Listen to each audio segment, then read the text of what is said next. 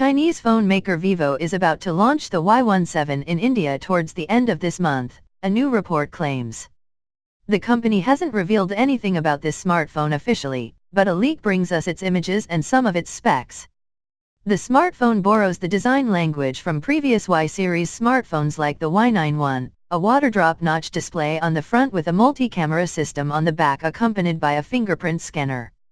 The y17 will have 4GB RAM and 128GB storage as well as a 5000 mAh battery.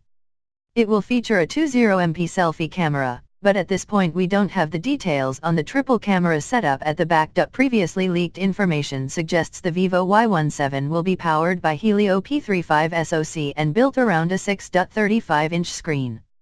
An exact date of its launch is currently unavailable, but we will hopefully hear more from Vivo soon. Like, share and subscribe to Tech Molecule. Chinese phone maker.